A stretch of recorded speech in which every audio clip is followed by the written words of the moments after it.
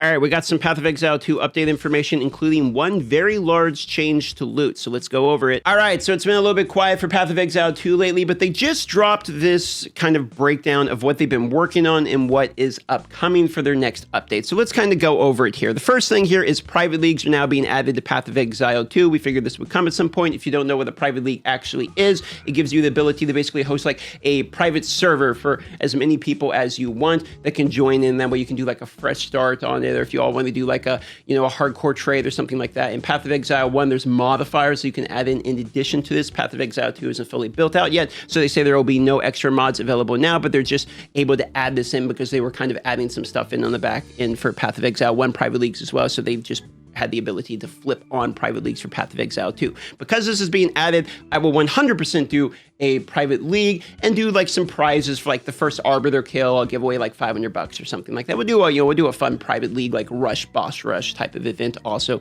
So this gives us a little bit of an ability to do that. But moving on to permanent additions to the game here. So the first thing they mentioned is they're adding quick use currency buttons. They actually had a photo of this like a couple of days ago here. If you look at this, large strong boxes. So effectively what they're doing is they're adding buttons for things that would make sense. So if you come across a strong box, you can just like click this button that will be added, and that will immediately alchemy. If you didn't know, you can actually modify strong boxes, like you can augment them, add alchemy orbs, regal orbs, exile orbs, val orbs, for instance, in order to change the strong boxes or add additions to them. This is highly useful in things like researcher strong box, where maybe a regal and an exile will pay out more than that back if you hit those more item quantity and item rarity. So they're adding that as well, and they say they'll also add this to essences, but for val orbs, so that way you can immediately val orb them, but they're going to intentionally make sure they don't add things like divine orbs under the strong boxes. Only the ones that really make sense basically for that.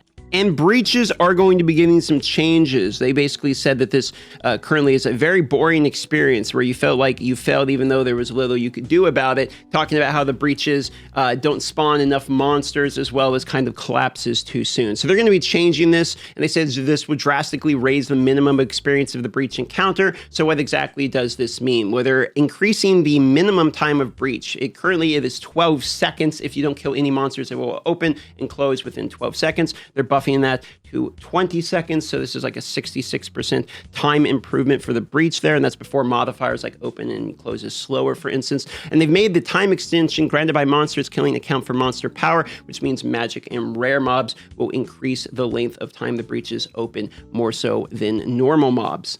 Okay, and then probably the most requested change I've seen in relation to the breach, they said instead of doing the fewer splinters in larger quantities, like currently they don't drop as often, but they drop more when they drop, they're instead just going to grab all of them during the breach encounter and drop them at the location where the breach concludes. Basically, it's sort of like Delirium, where at the end of it, boom, it just drops the big stack of breach splinters. So at a higher juiced map, you're going to be seeing, a significant amount of splinters drop at once.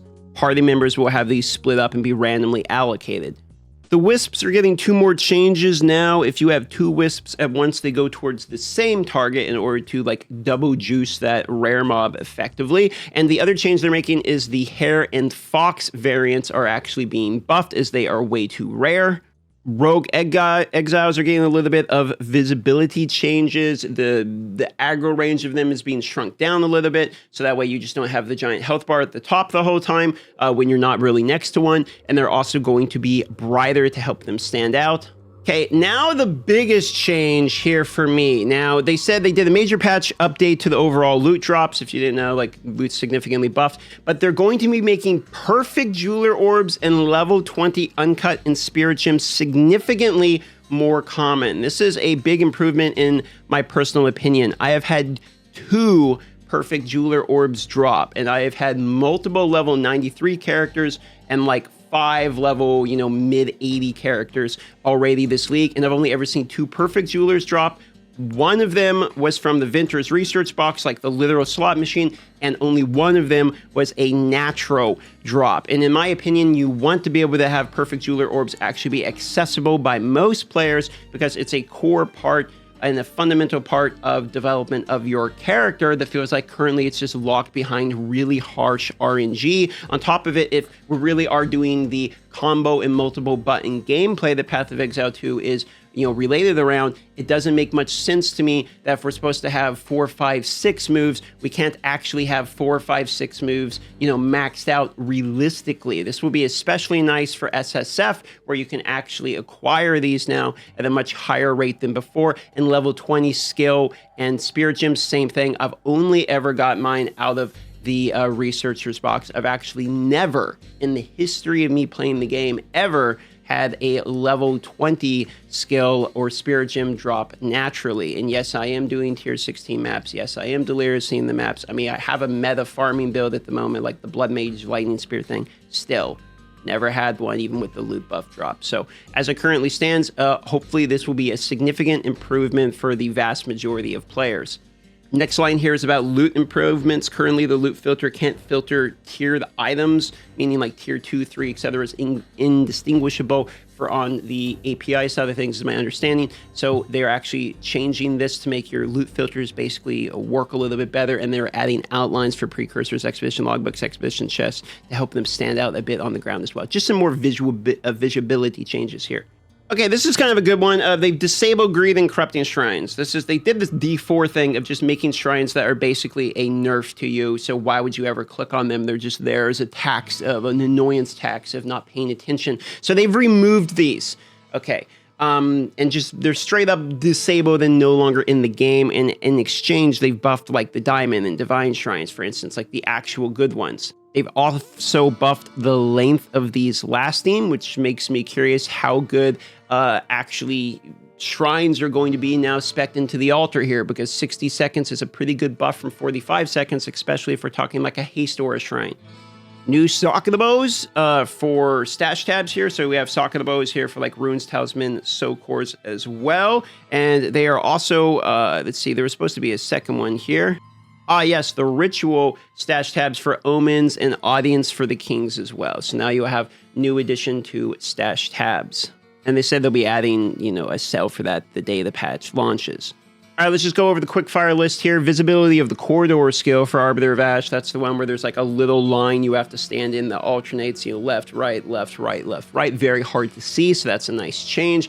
Added bindable actions for allocating the attribute nodes in the travel. So when you're clicking like, strength decks, etc., there will be a hotkey to make it faster. New batch of submissions for the Twilight Reliquary key. These are for the like holographic foil or whatever you want to call them, style items from those keys that you can receive just through random drops, allowing charms to go into the flash stash or any stash with a flask affinity set. Now we've been adding quick travel button for town on the right hand side next to the waypoint screen. It's actually kind of nice. That will make campaigns just a little bit easier. Or not easier, but a little bit better quality of life work, because that part's kind of annoying to like, okay, where's the town? Click. Adding a shortcut for the control right click to bulk move currencies of the same type between inventories. This is common mostly when doing larger trades of currency. This was something that Path of Exile 1 had, that when it was added in, I believe it was added in Settlers League, this was actually very well received. So it was weird for me that this wasn't in Path of Exile 2 already. This is actually a really nice change, because now I can just one click, boom, move everything into the filter. We're adding a filter property to be able to filter unidentified items by their item tier, and 15 separate instance crashes have been fixed. Now, when is this all coming? End of the week. We've had more changes and improvements to make. We'll immediately start on the next update, bringing out even more improvements to the gameplay and quality of life. So they say they're going to try to get this all done basically by, the next 5 days here. So it's mostly a quality of life patch, though the one that's going to be the most significant change here is actually the Perfect Jeweler's Orb in level 20. This is actually basically a buff to player power, because how often in your builds that are using multiple moves do you realistically actually have multiple Perfect Jewelers? And level 20 gems as well, extremely rare. Again, I seem to get these basically only from the Vinters. And with those loot changes and with breach improvement buffs as well, this is almost like another pseudo buff to loot in a way if we're going to be having bigger density to breach. I'm also very much looking forward to doing a private league and doing like a boss rush league with some prizes. This would just be a fun addition that we can add here soon. So if you have any ideas for either prizes you want to see or goals that you want to have met, during these different challenges, I can put them down below. I'll pick through them for when I add this private league in.